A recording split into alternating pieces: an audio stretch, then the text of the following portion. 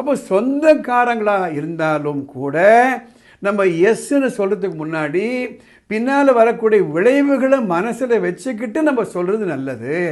நாளைக்கு பிரச்சனை வரும்பொழுது நண்பர்களும் கிடையாது, உறவும் கிடையாது. அண்ணன் என்னடா தம்பி என்னடா அவசரமான உலகத்திலேன்னு அழகான கண்ணதாசன் பாடல். உரிமை அறிவோம் சட்டம் தெளிவோம் என்பதை பற்றிய பதிவுகள் ஏற்றிட்டு வராங்க வானமே இல்லை அறக்கட்டளையின் சார்பாக.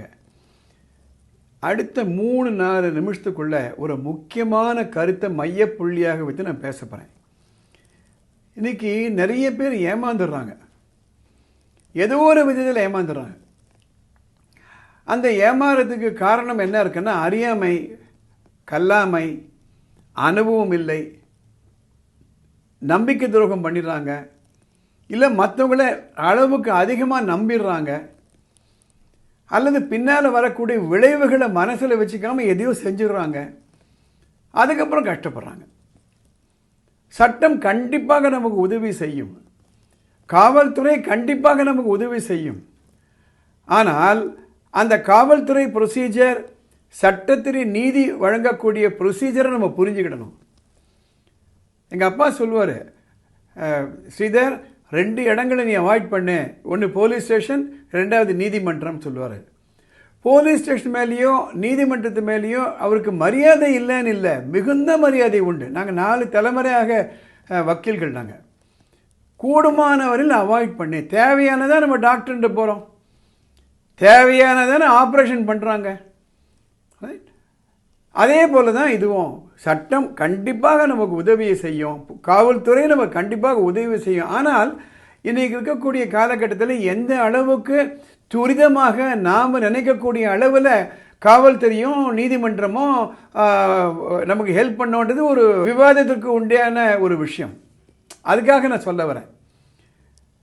இந்த பீடிகையோடு நான் எதுக்கு ஆரம்பிக்கிறேன்னா, சில எக்ஸாம்பிள் கொடுக்குறேன். அண்மை காலங்களில் எனக்கு நிறைய ஃபோன், ஒரு நாளைக்கு 40-50 பேர் ஃபோன் பண்ணுறாங்க, இல்லை மெசேஜ் அனுப்புகிறாங்க. பொறுமையாக எல்லோரையும் பேசுகிறேன். ஒருத்தர் சொல்கிறாரு, என்னுடைய நண்பர் சார், நாங்கள் 2 பேரும் ஒரே டிபார்ட்மெண்ட்டில் வேலை பார்க்குறோம். அவர் கேட்டார், அவருக்கு மச்சானுக்கு ஒரு வண்டி வாங்கி கொடுக்கணும், ஒரு கார் வாங்கி கொடுக்கணும், ஒரு 4 லட்சம் ரூபாய் கொடுங்க அப்படின்னு கேட்குறாரு. நாங்கள் 2 பேரும் ரொம்ப பழகிட்டோம், எப்படி நான் இல்லைன்னு சொல்கிறது? என் மனைவியை கேட்டேன், சரி ஹெல்ப் பண்ணலாங்க அப்படின்றாங்க. நான் ஹெல்ப் பண்ணுறேன், அது 1 வருஷத்துக்குள்ளே திருப்பி கொடுக்குறேன்னு சொல்கிறாரு. ஆனால் இது வரையில் திருப்பி கொடுக்கல. அந்த பணம் சம்பந்தப்பட்டு எனக்கும் அவருக்கு மனஸ்தாபம் வந்துடுச்சு. எழுத்து மூலமாக ஒன்றுமே இல்லை. இப்போ என் நண்பர் சொல்கிறாரு, மச்சானை நம்பி கொடுத்தேன், இன்றைக்கி அவர் இல்லைன்னுட்டார், நான் என்ன செய்யறதுன்னு கேட்குறாரு. என்கிட்ட வந்து கேட்குறாங்க, சார் இதுக்கு சட்ட ரீதியாக என்ன செய்ய முடியும்? அதே மாதிரி இன்னொருத்தர் ஃபோன் பண்ணுறாரு, நான் ஒரு கம்பெனியில் லோன் போட்டுட்டேன். அந்த எதுக்காக லோன் போடுறேன்னா, என்னுடைய கிரெடிட் ஒர்த்தினஸ் நல்லா இருக்குது, என்னுடைய ஃப்ரெண்டினுடைய கிரெடிட் ஒர்த்தினஸ் அவ்வளோவா இல்லை, என் சம்பளத்துக்கு அதிகமாக லோன் கிடைக்கும், அவர் குறைவாக கிடைக்கும், அதனால் அவருக்கு நான் லோன் எடுத்து கொடுக்குறேன். அவர் தான் இஎம்ஐ என்கிட்ட கொடுத்து நான் இஎம்ஐ கட்டுவேன். கடந்த 1 வருஷமாக எனக்கு இந்த இஎம்ஐ கொடுக்கல சார், நான் என்ன சார் செய்யறது? இது ஒரு பிரச்சனை. 3வது, ஒரு சொந்தக்காரங்க தான் சார், கல்யாணம் நாளைக்கு காலையில் கல்யாணம் நின்றுவிடும் போல் இருக்குது, எனக்கு கொஞ்சம் பணம் கொடுத்து உதவி செய்யுங்க. ஸோ மனிதாபமான அடிப்படையில் நான் கொடுக்குறேன், ஆனால் இந்த பணம் ஒன்றும் திருப்பி வரல, எனக்கு என்ன சார் செய்யறது? இதெல்லாம் பார்க்கும் பொழுது ஒரு அளவுக்கு நம்ம ஜாக்கிரதையாக இருக்கணும். அப்போ யாரையுமே நம்பக்கூடாதா?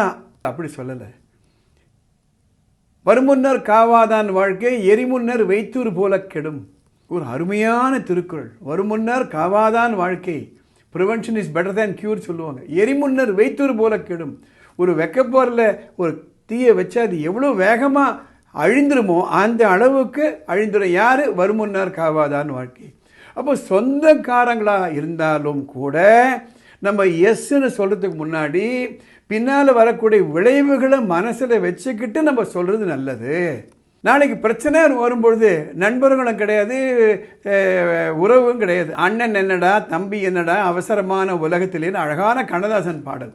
எப்படி நமக்கு குடும்ப மருத்துவர் இருக்காரோ அதே மாதிரி we need a person to advices on legal matters.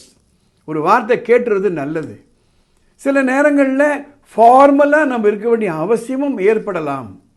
நான் ஒரு உண்மை நிகழ்ச்சியை சொல்கிறேன். ரொம்ப நாளைக்கு முன்னாடி என்னுடைய நெருங்கிய நண்பர், அவர்கிட்டேருந்து ஒரு ambassador car, second hand car வாங்குகிறேன்.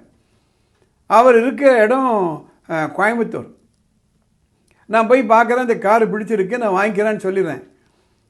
அவர்கிட்ட நான் சொல்கிறேன், சார் நீங்கள் வண்டியை அனுப்பிச்சிருங்க, நான் உங்களுக்கு பேங்க் ட்ரான்ஸ்ஃபர் பண்ணிடுறேன்றேன். அவர் சொல்கிறார், இல்லை சார், நட்பு வேறு, இந்த டிரான்சாக்ஷன் வேறு, இதனால் நமக்கு பிரச்சனை வரக்கூடாது சார், நீங்கள் முதல்ல அந்த பணத்தை அனுப்பிச்சிருங்க, அதுக்கப்புறம் அந்த டிஓ ஃபார்ம் எல்லாம் வச்சு நான் என் டிரைவர் மூலமாக உங்கள் வீட்டுக்கு அனுப்பிச்சி விட்டுறேன்.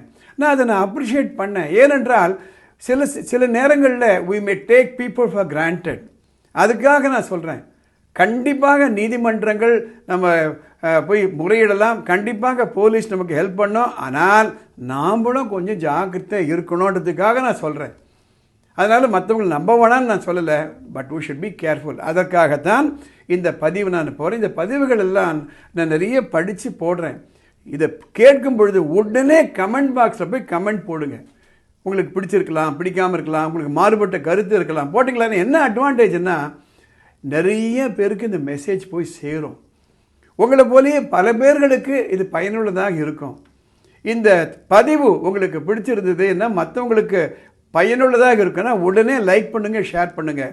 சட்ட ரீதியாக உங்களுக்கு குழப்பங்கள் ஏதாவது இருந்தால் மேலே ஒரு வாட்ஸ்அப் நம்பர் போகுது, அந்த நம்பருக்கு ஒரு ஷார்ட் மெசேஜ் அனுப்புங்க. டெலிஃபோன் பண்ணாதீங்க.